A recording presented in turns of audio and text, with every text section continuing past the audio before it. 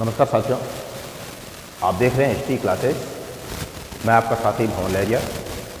प्यारे साथियों, आज 23 फरवरी हो गई है। मैं आशा करता हूं कि आपका पॉलिटिकल साइंस का एग्ज़ाम बहुत अच्छा हुआ होगा। ये मुझे आप कमेंट्स करके बताइए। अब आगे 4 मार्च को इतिहास का एग्ज़ाम है। प्यारे साथियों, लगभग आपको 8 से 9 दिन का गैप मिला है। गैप बहुत अच्छा है, लेकिन इस गैप का किस प्रकार से उपयोग किया जाए, गैप का सदुपयोग कैसे किया जाए। अगर आप गैप का सदुपयोग नहीं करते हैं तब आपको इस गैप से कोई फायदा नहीं होने वाला है। प्यारे साथियों, इतिहास विषय के अंदर अंक प्राप्त करने इतना आसान नहीं होता है। अगर आपके पास में गैप को सही उपयोग में लेना या गैप का सदुपयोग करने के लिए आपके पास में एक अच्छी रणनीति है, इतिहास में अगर आपकी लिखने की शैली अच्छी है, आप कंटिन्यू अगर रिवीजन करते हैं तो आप बेहतरीन प्रदर्शन कर सकते हैं। आज मैं आपके समक्ष जो 8 दिन है इसकी एक बेहतरीन रणनीति लेके आया हूँ। बहुत ही स्मार्ट रणनीति लेके आया हूँ, स्ट्रेटेजी लेके आया हूँ। अगर आप इसका उपयोग करते हैं, गैप का सही इस्तेमाल करते हैं, तो 100% आप बहुत ही अच्छा अपना प्रदर्शन कर सकते हैं। देखिए, आज के सेशन के अंदर अपन विशेषकर गैप को लेकर चर्चा करने वाले हैं। गैप का किस प्रकार से सदुपयोग किया जाए। जैसा आप यहाँ आपने थंबनेल में भी देखा है कि गैप का किस प्रकार से उपयोग करना है। सबसे पहले देखिए, हिस्ट्री बोर्ड एग्जाम 2026 की हम बात कर रहे हैं। इसमें मैं आज आपके सामने एक बहुत ही अच्छा गैप प्लान लेके आया हूँ, और अगर आप इस योजना के तहत चलते हैं तो 100% आपको अपने लक्ष्य की प्राप्ति हो जाएगी। ये जो गैप है प्यारे विद्यार्थियों, ये लगभग आपको 8 से 9 दिन का मिलता है, लेकिन आज मैं आपके समक्ष जो लेके आया हूँ, ये 8 दिनों का बहुत ही बेहतरीन एक गैप प्लान लेके आया हूँ। इन 8 दिनों के अंदर आप इतिहास को फतह कर सकते हैं और आप 90% से प्लस अंक भी हासिल कर सकते हैं। तो आगे देखते हैं अपन। मैं इसके साथ साथ में आपके लिए क्या लेके आया हूँ, इसको भी देखिए आप। इस वीडियो के अंदर अपन किन किन बातों को लेकर चर्चा करने वाले हैं। सबसे पहले देखिए, इस वीडियो के अंदर अपन क्या देखने वाले हैं और इससे आपको क्या फायदा होने वाला है। देखिए, सबसे पहले अपन बात करते हैं कि गैप के दिनों का सही उपयोग कैसे करें, इसकी भी चर्चा करने वाला हूँ। 7 से 8 दिन का परफेक्ट सही स्टडी प्लान क्या है। इतिहास में 90% से प्लस अंक लाने की क्या सही रणनीति है। मानचित्र कार्य की तैयारी किस प्रकार से की जाए। अंतिम के जो 2 दिन है, इन अंतिम के 2 दिनों में क्या पढ़ें और क्या नहीं पढ़ें, ये बहुत मैटर करता है विद्यार्थियों। इतिहास में अधिक अंक लाने के लिए मूल मंत्र क्या है, इन सारे बिंदुओं की अपन बात करने वाले हैं। सबसे पहले देखिए आप,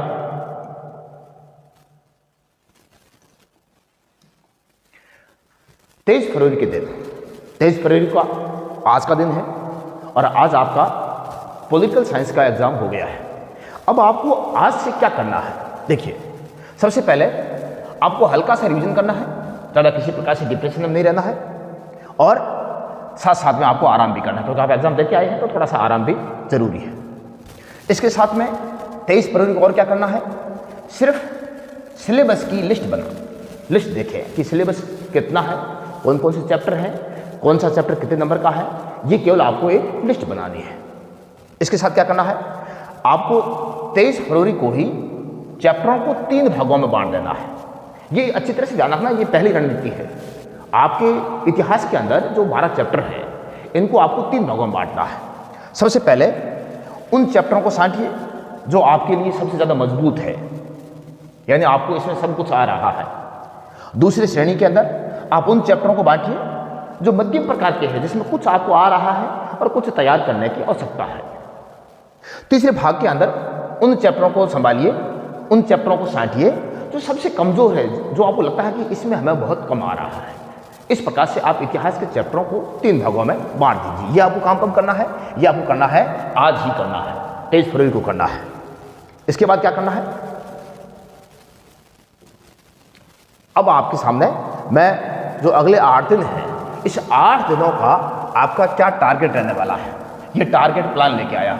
अर्थात 24 फरवरी से लगाकर 3 मार्च तक आपको इतिहास का किस प्रकार से अध्ययन करना है ताकि आप बेहतरीन प्रदर्शन कर सको, आप 90 प्लस कर सको। प्यारे विद्यार्थियों, इस प्लान का अगर आप पालन करते हैं तो मैं इतना आपको भरोसा दिलाता हूं, मुझे इतना विश्वास है कि अगर आप इस प्लान का सदुपयोग करते हैं, इस प्लान के तहत स्टडी करते हैं, तो आप बहुत ही बेहतरीन प्रदर्शन कर सकते हैं। देखिए, पहला दिन और दूसरा दिन, ये जो 2 दिन है अर्थात 24 और 25 फरवरी को आपको क्या करना है। सबसे पहले सबसे कठिन या जो आपके सबसे कमजोर चैप्टर है, ये मैंने आपको पहले बताया था कि आपको इतिहास को 3 भागों में बांटना है। इन चैप्टरों को तैयार करें। सबसे पहले आपको 2 दिन जो है 24 और 25 फरवरी को जो सबसे कठिन चैप्टर हैं, जो सबसे कमजोर चैप्टर है आपके लिए, उन चैप्टरों को तैयार करें। लंबे उत्तर जो है, जैसे 3 अंक का इतिहास के अंदर 3 अंक का आता है और 4 अंक का भी आता है, तो जो 3 और 4 अंक के हैं, 3 और जो 4 अंक वाले प्रश्न हैं, इसको सबसे पहले तैयार करें। ये ध्यान रखना, सबसे पहले इतिहास के अंदर आपको जो 3 नंबर के प्रश्न आ रहे हैं, किस किस चैप्टर से आ रहे हैं, और 4 नंबर के किस किस चैप्टर से आ रहे हैं, ये आप ब्लूप्रिंट देखते हुए इनको सबसे पहले तैयार करें। ठीक है। इसके बाद में क्या करना है, महत्वपूर्ण जो तिथियां हैं या किसी व्यक्ति के बारे में कोई जानकारी है या कोई ऐतिहासिक घटनाएं हैं, इनको याद करें। और क्या करना है, मानचित्र जो कार्य है, इसको प्यारे विद्यार्थियों रोज आपको 15 मिनट देखना है। मानचित्र का कार्य हमेशा आपको 15 मिनट तक देखना है। ठीक है। ये तो आपका पहले 2 दिनों का वर्क है। कब कब का है, 24 और 25 फरवरी का है। नेक्स्ट देखिए, अब है तीसरा और चौथा दिन, यानी कि 26 और 27 फरवरी। इस दिन क्या करना है, इस दिन जो आपके मध्यम चैप्टर है, हमने पहले भी बात की है, मध्यम चैप्टर जो है इसके क्या करने हैं, शॉर्ट नोट बनाए। जो शॉर्ट नोट है, इनके वो नोट्स तैयार कर लें और शॉर्ट नोट्स तैयार करके उसको चैप्टरों को 100% देने का प्रयास करें, 100% करने का प्रयास करें। इसके साथ में आपको 2 में क्या करना है, पिछले जो 5 सालों के प्रश्न पत्र है, जो बोर्ड के द्वारा, माध्यमिक शिक्षा बोर्ड के द्वारा जो प्रश्न पूछे गए हैं, आरबीएससी के द्वारा जो प्रश्न पूछे गए हैं, इन 5 साल के जो प्रश्न पत्र है, इनको देखें, इनको हल करने का प्रयास करें। कम से कम 5 साल के। अगर आपको नहीं मिलते हैं तो आपको मेरी प्ले लिस्ट के अंदर भी प्रीवियस ईयर के पेपर मिल जाएंगे, आप वहाँ से भी देख सकते हैं। तो 5 साल के कम से कम प्रीवियस ईयर के पेपर देखें। इनके साथ साथ में संभावित जो 3 और 4 बड़े प्रश्न हैं, इनको याद करने के बाद में लिख कर अभ्यास करें। जो बड़े प्रश्न हैं उनको जितना हो सके उतना लिख कर अभ्यास करने का प्रयास करें, क्योंकि इससे कोई भी चीज़ होती है वो क्लियर हो जाती है और कॉन्फिडेंस लेवल भी आपका बढ़ता है। ये हो गए हैं आपके 4 दिनों का प्लान। 5वें और 6ठे दिन क्या करना है, 5वें और 6ठे दिन अर्थात 28 फरवरी और 1 मार्च को, ये जो 2 दिन है, इसके अंदर क्या करना है। अब जो आपके इतिहास के अंदर सबसे आसान जो चैप्टर थे, सबसे जो मजबूत चैप्टर थे, उनको क्या करना है, उनका केवल रिवीजन करना है, क्योंकि ये तो आपके पहले से ही मजबूत है, आपको बहुत आसान लगते हैं। इसलिए इन चैप्टरों का केवल आपको क्या करना है प्यारे विद्यार्थियों, केवल रिवीजन करना है। और क्या करना है, महत्वपूर्ण जो प्रश्न वगैरह है, इसमें हेडिंग और कीवर्ड याद करें। जो भी महत्वपूर्ण प्रश्न है उसकी हेडिंग याद करें, जो मुख्य बिंदु है उनको याद करें, और उसके अंदर जो कीवर्ड है, जो मुख्य बिंदु है, उनको आपको याद करना है। मॉडल पेपर हल करें, अगर हो सके तो 1-2 आप मॉडल पेपर भी बोर्ड से पहले हल करने का प्रयास करें, ताकि आपको कॉन्फिडेंस हो जाए कि हाँ, हम अच्छा कर सकते हैं। इसके बाद देखिए,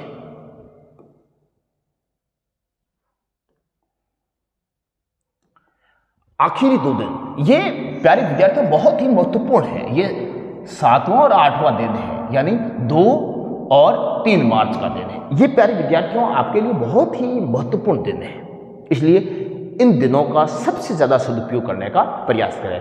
हाँ, इन दिनों के अंदर आपके होली भी है, लेकिन प्यारे विद्यार्थियों होली जीवन के अंदर आपने पहले भी कई होली खेली है और आगे भी कई होलियाँ खेलोगे, इसलिए कोशिश कीजिए कि इन 2 दिनों में होली में अपना समय वेस्ट ना करके जितना हो सके उतना इतिहास के स्टडी के अंदर समय का सदुपयोग करने का प्रयास कीजिए। इसमें क्या क्या करना है, पूरे सिलेबस का रिवीजन करें। ये जो 2 दिन है इसके अंदर आपको पूरे, जो आपने इससे पहले 3 भागों में सिलेबस को बांटा था, अब आपको इसके अंदर पूरे सिलेबस का रिवीजन करना है 2 दिनों के अंदर।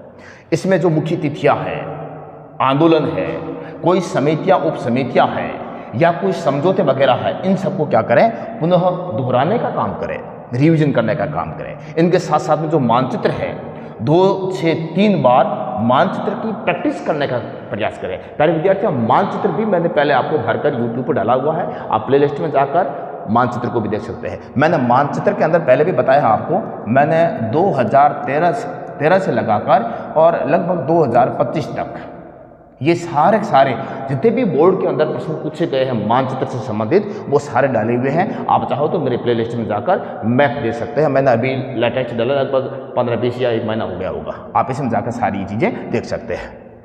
इसके साथ क्या करना है, आपको लास्ट 2 दिनों के अंदर किसी भी प्रकार का कोई नया टॉपिक शुरू नहीं करना है।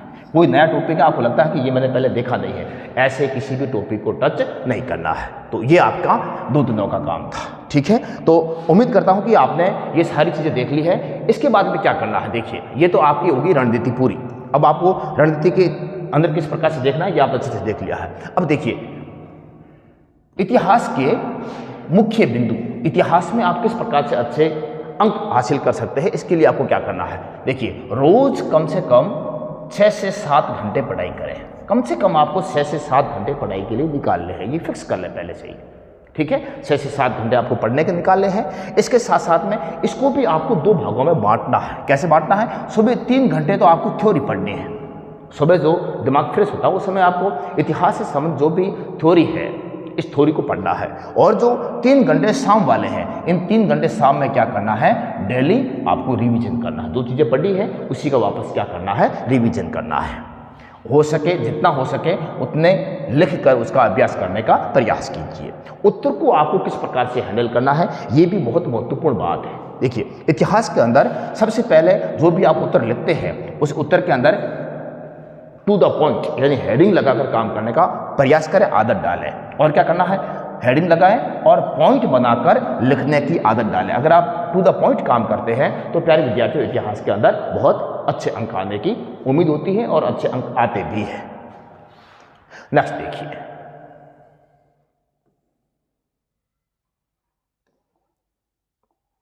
देखिए, इतिहास में अधिक अंक लाने का मंत्र क्या है। ये अब आपका 4 मार्च है। ये अब आप यूँ समझ लीजिए कि आज आप इतिहास का एग्जाम देने जा रहे हो, तो ये 4 मार्च के लिए आपको क्या करना है। 4 मार्च में आपको इतिहास का पेपर आपका होगा और इतिहास के पेपर को आपको किस प्रकार से हैंडल करना है, किस प्रकार से इतिहास के पेपर के अंदर आपको अपना प्रदर्शन करना है, बेहतरीन प्रदर्शन करना है। सबसे पहले क्या करना है, उत्तर की जब भी आप शुरुआत करते हैं तो जो भी प्रश्न पूछा गया है उस प्रश्न का सबसे पहले परिचय दें, सबसे पहले उसका परिचय देने का प्रयास करें। और क्या करना है, बीच में बिंदुवार तथ्यों को भी लिखें। जो भी बिंदुवार तथ्य आते हैं उन तथ्यों को लिखें और तथ्यों को लिखने के साथ साथ में उसको हाईलाइट करने का प्रयास करें, उसको अंडरलाइन करने का प्रयास करें। इसके साथ क्या करना है, जब भी उत्तर पूरा हो जाता है, उत्तर पूरा होने के बाद अंत में उस प्रश्न का निष्कर्ष लिखने का प्रयास करें। ये चीज़ें अगर आप इस प्रकार से इतिहास में करते हैं तो इतिहास के अंदर आपको बहुत अच्छे अंक मिल सकते हैं। और मानचित्र का जो कार्य होता है इतिहास के अंदर उसको बिल्कुल साफ सुथरा करना है। मानचित्र के अंदर किसी प्रकार से कोई काट छांट नहीं करनी है, बिल्कुल साफ सुथरा आपको करना है। इसके साथ में प्यारे विद्यार्थियों, आज का जो मेरी ओर से एक प्रकार से जो स्मार्ट प्लान था वो मैंने आपके साथ में शेयर किया है। आशा करता हूँ कि ये आपको बहुत अच्छा लगा है। और अगर ये अच्छा लगा है तो जो भी इतिहास की तैयारी करने वाले 12th क्लास के विद्यार्थी हैं उन तक इसको शेयर कीजिए और जितना हो सके इसमें मुझे कमेंट्स करके ये बताइए कि ये आपको आज का प्लान कैसा लगा है। विद्यार्थी तक इसको शेयर कीजिए और एक आपसे इतना ही रिक्वेस्ट है कि आप इस प्लान का अवश्य पालन करें। अगर आप इस प्लान का पालन करते हैं तो मैं आपको इतना भरोसा दिलाता हूं कि इतिहास के अंदर आप बहुत ही बेहतरीन प्रदर्शन कर सकते हैं, आप बहुत ही अच्छे अंक हासिल कर सकते हैं। इतिहास के एग्जाम के लिए आपको ढेर सारी हार्दिक शुभकामनाएं, बेस्ट विशेष। इसी के साथ मैं आज के सेशन को यहीं विराम देता हूं। जय हिंद, वंदे मातरम।